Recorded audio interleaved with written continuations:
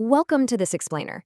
Today, we're unpacking a really fascinating and frankly completely counterintuitive piece of philosophy written by Shui Feng, titled Only by Leaving Everything Behind Can We Go Far.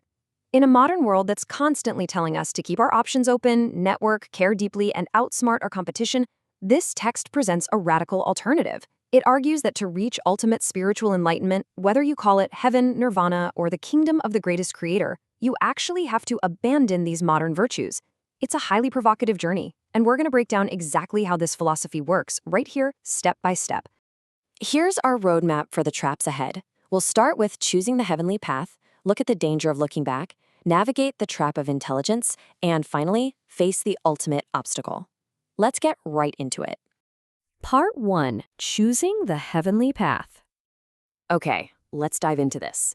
The spiritual destination is described as incredibly beautiful, but getting there requires a pretty shocking mindset. The source text introduces this concept of a dead heart. Now, don't worry, the author isn't talking about a morbid physical state or flatlining. In this spiritual framework, a dead heart literally means giving up all alternative choices. It's the absolute death of hesitation. It means your heart is fiercely, singularly determined on just one path, and completely dead to any other possibilities out there. The text paints this super vivid picture of the journey, basically splitting the threats into two camps, external and internal. On the outside, you've got temptations. These are the traps along the road. But the real danger? That lies on the inside, your concerns. The idea here is that any concern, any lingering attachment in your heart, acts like a massive roadblock. The philosophy argues that if your heart is weighed down by internal concerns, successfully dodging those external traps becomes impossible. You just cannot move forward. Moving on to part 2, the danger of looking back. So why is seeking alternatives so fatal? Well, to ground this abstract idea, the author actually pulls directly from the teachings of Jesus, specifically Luke 9:62. He who looks back while holding the plow in his hand is not worthy of entering the kingdom of God. Think about that metaphor of holding a plow for a second. If you're out there plowing a field and you keep glancing over your shoulder, your lines aren't going to be straight. You'll literally ruin the work. The text uses this to show that setting foot on the path to heaven requires complete, 100% forward-facing dedication. Now, what's really interesting about this slide is the psychology of looking back. Why do we even look over our shoulders in the first place? Well, the text argues it's because of a restless mind. You know the feeling. We doubt our path, we make comparisons, we secretly fear we're missing out on a better route, we haven't truly let go of having a backup plan. Now, totally opposite to this restless mind stands the determined heart, that dead heart we discussed earlier, which just moves in one direction with a single unyielding focus. All right, part 3, the trap of intelligence. Get ready to completely subvert everything you know about intellect. The text makes this fascinating and kind of wild assertion. On the road to heaven, the smarter you are and the more flexible your mind is, the easier it is for you to deviate and go completely astray. The author notes that many folks who've fallen away from the spiritual path were actually incredibly smart individuals. So in this worldview, being shrewd or clever, it's not an asset. It's actually a profound vulnerability. Let's move to the next concept and see how this builds. This vulnerability creates what we could call a chain of failure. The author lays out a very precise 3-step downward cascade. First, benefit fails intelligence. Second, intelligence fails the mind. And third, the mind fails nature. Okay, so what does that actually mean? Let's break down exactly how worldly cleverness cascades into spiritual failure.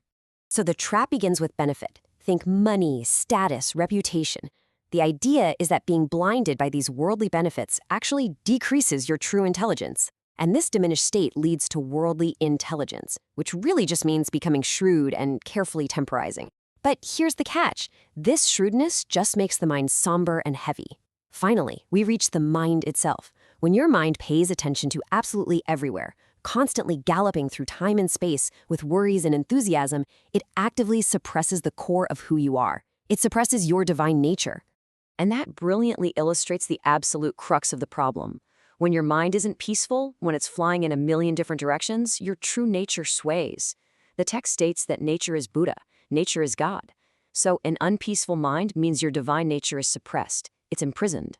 And if your Buddha nature or divinity is locked away by your own overactive intellect, well, you simply cannot reach the land of Buddha or the kingdom of the greatest creator. You are spiritually stuck. Which brings us to part 4, the ultimate obstacle. This is our final, and honestly, probably the most difficult hurdle in the whole explainer. Let me ask you a direct question. Can you avoid the trap of caring? I know, it sounds almost cruel, right? But to really grasp this philosophy, we have to look squarely at how the text views human attachment, love, and all the worries that inevitably tag along with them. Now, the text totally acknowledges that humans are a sentient species. And because of that, love is described as the most powerful of the 36 8-diagram tactics, which is a reference to complex strategies of entanglement. While you might be able to outsmart basic traps, letting go of love and the worry it brings is presented as a massive, almost insurmountable headache on the road to heaven. Simply put, love creates worry, and worry anchors you directly to this world.